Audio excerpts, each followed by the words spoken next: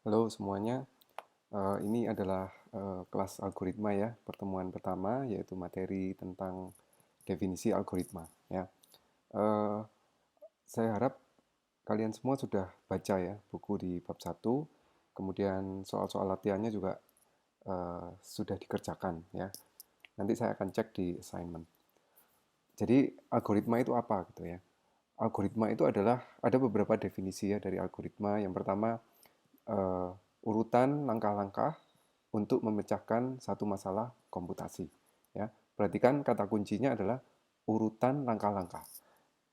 Jika ada kata urutan, ya, jika ada kata langkah-langkah, maka setiap langkahnya itu harus dilakukan secara berurutan, gitu ya. Jadi langkah satu apa, langkah dua apa, langkah tiga apa. Kita nggak bisa memecahkan satu masalah komputasi jika urutan langkah-langkahnya itu dibolak-balik. Misalnya ngerjakan yang keempat, langkah keempat dulu, kedua dulu, ke satu dulu, nggak bisa. Ya, jadi algoritma itu harus step by step sesuai dengan urutannya. Ya, ada juga yang mendefinisikan sebagai deretan langkah-langkah komputasi untuk mentransformasikan data, masukan menjadi keluaran. Ya, di sini ada kata kunci yaitu eh, langkah-langkah komputasi. Ya, langkah-langkah komputasi itu adalah langkah-langkah yang bisa dipahami oleh komputer, gitu. Ya, ada hal-hal yang hanya manusia yang bisa memahami, gitu ya. Tapi kalau langkah komputasi itu komputer harus benar-benar tahu. Ya, eh, definisi yang lain deretan instruksi yang jelas untuk memecahkan masalah, yaitu untuk memperoleh keluaran yang diinginkan dari satu masukan. Jadi ada masukan, kemudian diolah dengan urutan atau langkah-langkah yang tertentu, kemudian eh, didapatkan satu keluaran. Nah, masalah apa yang dipecahkan yaitu masalah komputasi, ya, bukan bukan masalahnya manusia gitu ya. Masalahnya manusia misalnya eh, lagi ditinggal sama pacarnya gitu ya, itu nggak bisa dipecahkan dengan algoritma gitu, ya. Harus merupakan satu masalah komputasi. Masalah komputasi seperti apa contohnya? Contohnya misalnya melakukan satu pencarian, ya, mencari kata tertentu pada satu teks gitu. Nah, itu adalah masalah komputasi. Ya, itu kita bisa menyusun langkah-langkah yang pasti ya dengan masukan yaitu kata yang tidak dicari, kemudian keluarannya adalah lokasi pencariannya. Ya, itu masalah komputasi yang bisa diselesaikan dengan menggunakan algoritma. Atau masalah komputasi yang lain melakukan pengurutan data. Ya, misalnya eh, data nilai gitu ya, diurutkan dari nilai yang paling besar atau nilai yang paling kecil ke nilai yang paling besar gitu ya. Kalau datanya kecil tuh kita dengan mudah mengurutkan sendiri gitu ya. Otak manusia bisa dengan mudah mengurutkan. Tapi ketika datanya itu sudah sudah ratusan, ribuan atau bahkan jutaan ya, misalnya eh, data seller di Tokopedia itu udah jutaan gitu ya. Data seller yang omsetnya paling besar sampai yang paling kecil gitu. Nah, itu udah jutaan datanya. Kita sudah akan sangat kesulitan kalau nggak pakai komputer untuk melakukan pengurutan. Nah, disinilah algoritma memegang satu peranan, yaitu bagaimana kita bisa menyusun langkah-langkah yang pasti, ya, langkah-langkah komputasi yang pasti dengan data masukan, yaitu data transaksi misalnya, untuk kemudian diurutkan, begitu, ya, atau mencari nilai terbesar dari sekumpulan data. Ini juga merupakan satu masalah komputasi. Nah, masalah komputasi itu bisa diselesaikan, ya, bisa diselesaikan dengan menggunakan algoritma, yaitu langkah-langkah yang sudah pasti. Ya, kita lihat contoh algoritma. Tadi di definisi algoritma itu ada definisi deretan instruksi yang jelas. Gitu. Kata kuncinya itu jelas. Jelas itu seperti apa? Jelas itu tidak ambigu, ya, tidak ambigu. Tidak ambigu itu eh, pengertiannya memang tunggal gitu ya. Kita tidak bisa persepsi yang berbeda gitu. Itu tidak ambigu. Kalau ambigu itu tiap orang persepsinya bisa beda-beda. Ya, contoh algoritma yang ambigu. Ya, algoritma untuk mengganti hard disk pada PC. Buka casing PC. Ini masih belum ambigu. Dua, cabut kabel. Nah, ini ambigu gitu. Setiap orang akan punya pendapat yang sendiri-sendiri gitu ya. Cabut kabel ini kabel yang mana? Ada yang mungkin kabel yang warna hitam, kabel yang warna kuning, atau kabel yang warna merah. Nah, ini ambigu. Nah, ini tidak bisa atau bukan merupakan instruksi yang jelas. Ya, bukan merupakan instruksi yang jelas bagi komputer gitu ya. Pasang hard disk, keempat nyalakan komputer, jika hard disk belum terbaca ulang kembali. Nah, ini juga ambigu. Apanya yang diulang gitu? Nyalakannya yang diulang. Masang hard disknya yang diulang. Nyabut kabelnya yang diulang. Buka casingnya yang diulang. Nah, ini ambigu ya. Kemudian 6 tutup casing. Nah, ini adalah bukan algoritma yang baik karena instruksinya ambigu gitu. Ya, algoritma untuk masak nasi ini ambigu ya. Masukkan beras, berapa banyak yang dimasukkan? Komputer tidak akan paham kalau kita tidak memberikan instruksi yang jelas. Masukkan beras misalnya 1 kilogram. Nah, itu jelas gitu ya. Kemudian 2, bilas beberapa kali. Beberapa kali itu berapa gitu. Ya, 1 kali, 2 kali, 3 kali gitu. Ya. Kemudian tambahkan air pada beras. Seberapa banyak yang ditambahkan? Gitu, ya. Nyalakan rice cooker, tunggu sampai kapan? Nah, ini adalah algoritma yang ambigu. Kita tidak bisa menggunakan atau kita tidak bisa uh, memberikan perintah kepada komputer dengan menggunakan algoritma yang ambigu. Algoritma harus jelas, ya. Ini bagaimana melakukan bagaimana beda ya algoritma yang ambigu dan yang tidak ambigu. Ambigu, ya, langkahnya lakukan lagi. Nah, apa yang dilakukan sampai kapan? Ini ambigu. Tapi kita bisa memperbaiki, lakukan langkah 3. Artinya pada langkah ketiga itu dikerjakan. Ya.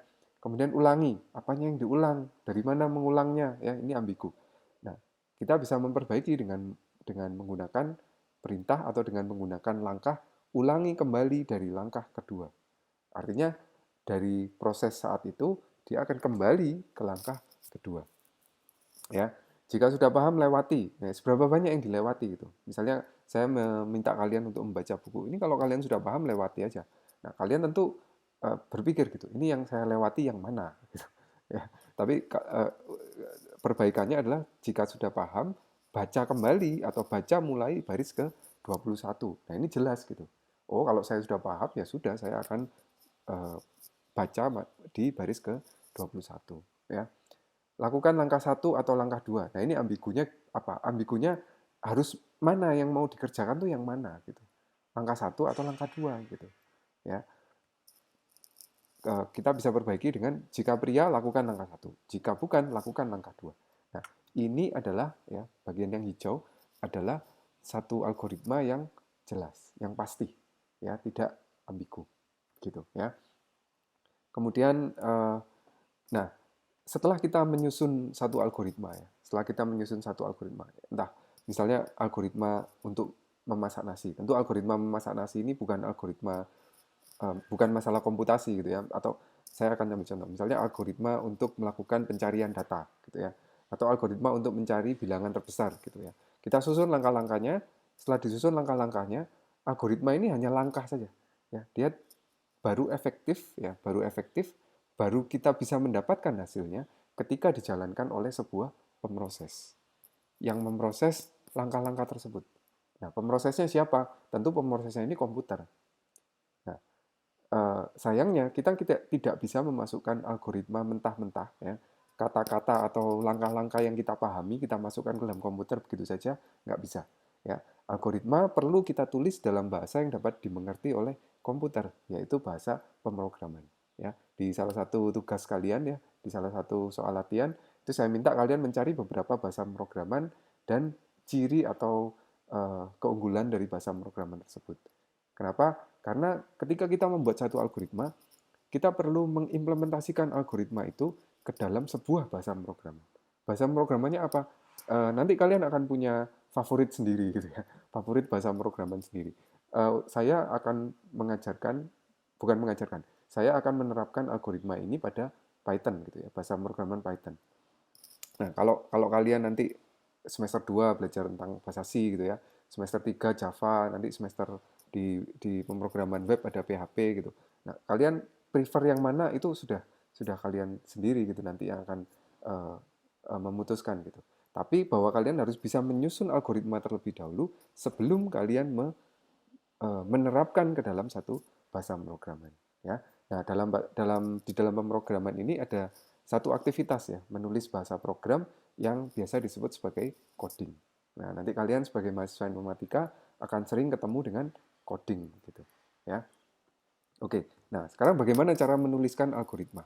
Cara menuliskan algoritma itu menggunakan notasi. Ada notasinya.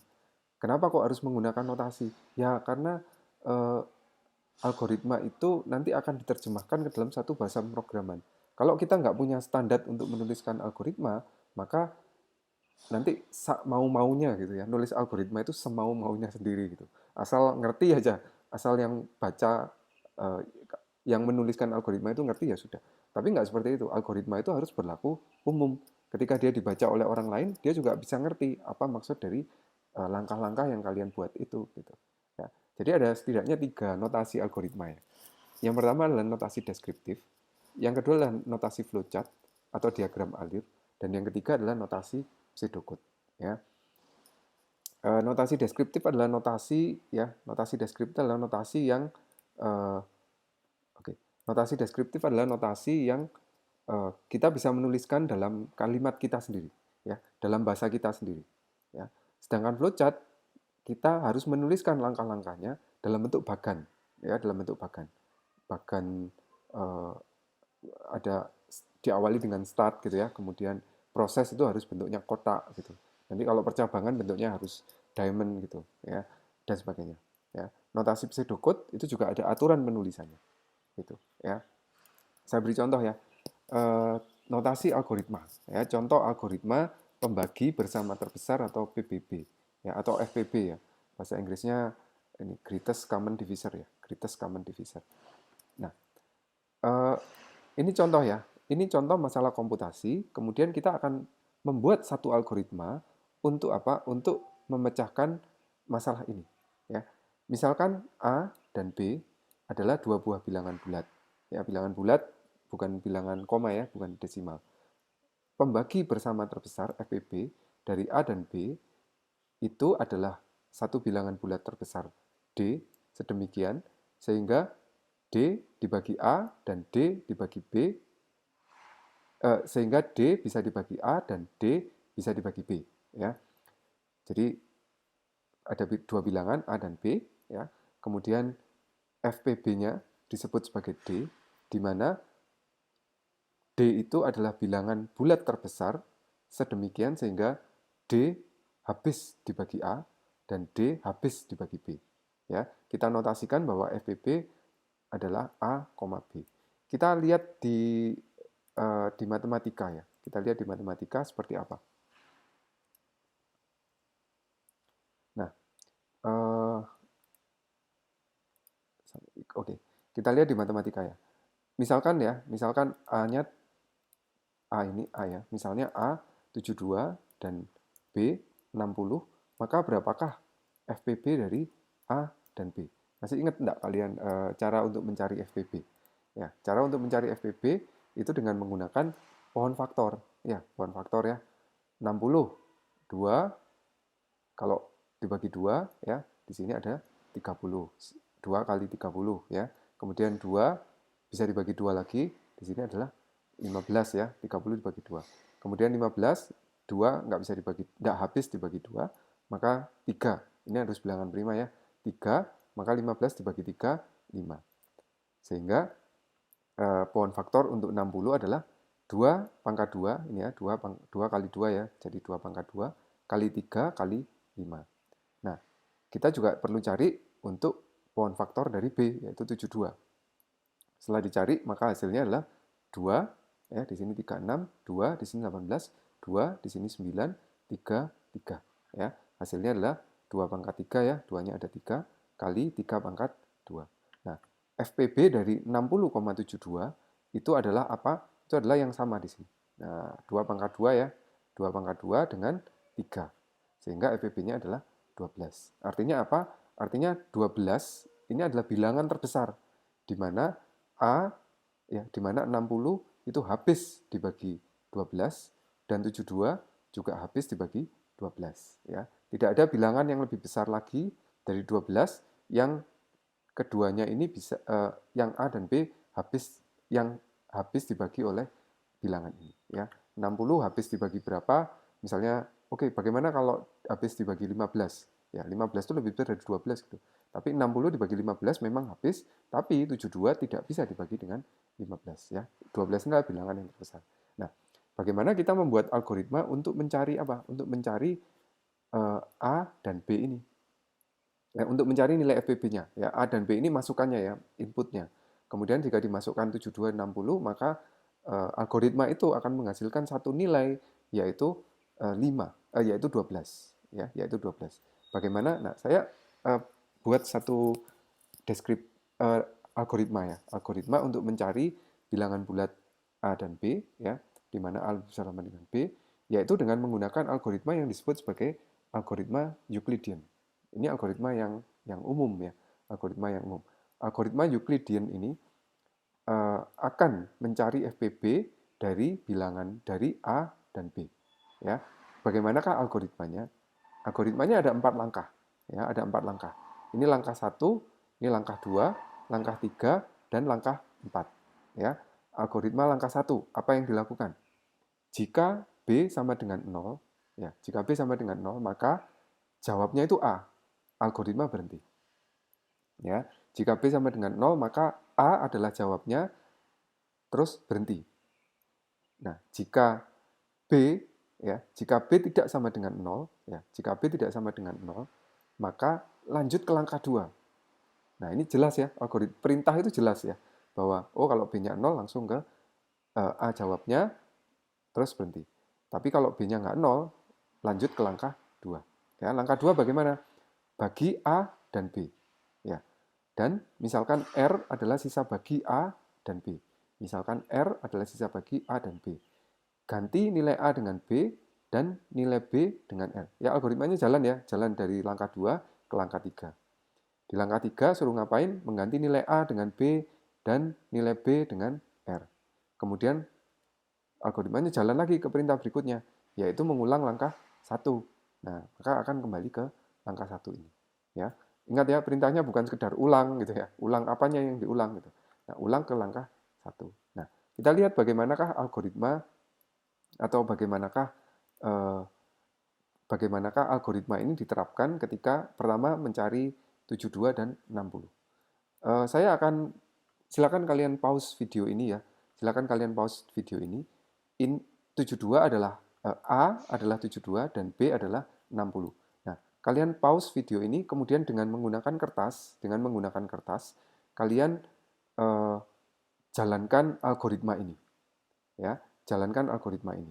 Kemudian kalian lihat apakah apakah A yang nilai A yang dihasilkan sama dengan 12 ini, begitu ya. Ini notasi deskriptifnya, silakan di-pause, kemudian kalian gunakan kertas ya untuk kalian mencari ya, mencari A dan B. A-nya 72, B-nya 60, kemudian kalian jalankan algoritma ini dengan jalankan langkah-langkah ini dengan menggunakan tadi ya A72 dan B60. Kapan algoritma ini berakhir dan ketika berakhir berapakah nilai A gitu ya. Kemudian berikutnya coba untuk angka 125, A 125 dan B 75 ya. Jadi 72 dan 60, 125 dan 75 ya. Silakan di-pause videonya. Nanti akan saya jelaskan lebih lanjut. Tapi kalian latihan dulu ya. Oke, silakan di-pause. Oke ya, bagaimana kita menyelesaikan ini ya, bagaimana menggunakan notasi deskriptif ini, algoritma ini, untuk mencari nilai FPB dari 72 dan 60 ya. Kita lihat dulu bahwa di sini 72 ini adalah A dan 60 ini adalah B ya. Kita kembali ke notasi deskriptifnya. Notasi deskriptif ya. Saya tulis lagi ya algoritmanya, nilainya A adalah 72 dan nilainya B adalah 60 ya. Seperti ini ya. Nah, kemudian kita mulai jalankan algoritmanya. Algoritmanya bagaimana? Yang langkah 1 dijalankan dulu ya. Jika B sama dengan 0, Nah, pertanyaannya B sama dengan 0 enggak? Oh, enggak. Kalau enggak, di sini ya. Jika B tidak sama dengan 0, lanjut ke langkah 2. Berarti menjalankan langkah 2. Di langkah 2 ngapain? Bagi A dan B. Bagi A dan B, dan misalkan R adalah sisa bagi dari A dan B. Saya akan buat kolom baru. Misalkan R adalah sisa bagi dari A dan B. A dibagi B, sisanya berapa? Gitu. A dibagi B itu 1 ya, 72 dibagi 61, sisanya berapa? Sisanya adalah 12. Ya, sisanya 12. Hasil baginya 1, sisanya 12. Selesai algoritmanya belum, kita ke langkah berikutnya. Algoritma dijalankan langkah per langkah ya. Ingat ini adalah langkah yang selalu urut ya. Ganti nilai A dengan B. Nah, nilai A-nya sekarang berubah. Nilai A-nya tadi 72, sekarang diganti dengan nilai B. B-nya berapa? B-nya 60. Ya. Kemudian ganti nilai B dengan R. Nilai B-nya tadi 60, sekarang diganti jadi nilainya R. Jadi 12. Selesai algoritmanya? Belum. Ya. Ke langkah berikutnya, yaitu langkah keempat. Di langkah keempat disuruh ngapain? Oh, suruh ngulang. Ulang langkah 1.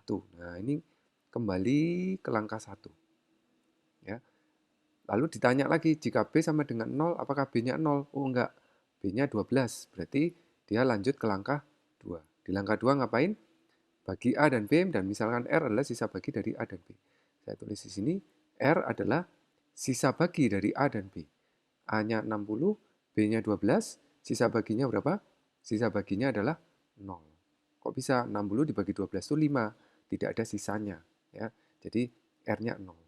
Kemudian lanjut ke langkah berikutnya. Ganti nilai A dengan B. A-nya tadinya 60 ya, ganti dengan nilai B. Jadi berapa? Jadi 12. Ya, bukan B60 ini loh ya. B ini sudah berubah nilainya jadi 12. Kemudian ganti nilai B dengan R. Nilai B-nya di sini sama dengan R. R-nya 0. Gini. Ya, selesai algoritmanya? Belum. Algoritmanya setelah menjalankan langkah ketiga, dia menjalankan langkah keempat. Langkah keempatnya, ulang langkah 1. Nah, ulang langkah 1. Langkah satunya dicek. Jika B sama dengan 0, oh ini B-nya sudah 0 nih. Ya, maka ini yang dijalankan. Stop, ya. A adalah jawabnya, ini adalah jawabnya, dan kemudian algoritma berhenti. Jadi jawabnya ada di A. Ya. Jadi tadi untuk pertanyaan, ya, untuk pertanyaan FPB, ya, FPB dari 72 dan 60, setelah menjalankan algoritma ini, jawabnya atau keluarannya adalah 12. Apakah betul sesuai dengan perhitungan yang sudah kita lakukan? Ya, ini kita lakukan perhitungan secara manual dengan menggunakan pohon faktor, hasilnya adalah 12, sama. Nah, jika masih belum paham, silakan dipelajari lagi ya. Silakan di-reply sampai benar-benar paham. Kalau sudah, silakan dikerjakan untuk yang 125 dan 75 ya, 125 dan 75. Lakukan secara manual ya. Lakukan secara manual dengan menggunakan pohon faktor ya. 125, kemudian kalian lakukan pohon faktor, kemudian 75, kemudian lakukan pohon faktor, ketemu jawabnya berapa ya. Ketemu jawabnya berapa, kemudian lakukan penelusuran algoritmanya. Ya, nilainya A adalah 125 dan nilainya B adalah 75 ya. Nilainya B adalah 75. 75. Kemudian lakukan penelusuran ya sampai akhirnya ketemu dan algoritma itu berhenti di mana nilai A adalah jawabnya. Gitu. Ya. Apakah sama jawaban ini dengan ini? Seharusnya sama gitu. Ya. Oke, silakan dikerjakan. Saya akan stop video ini kemudian eh, kalian nanti lanjut ke video berikutnya. Oke ya.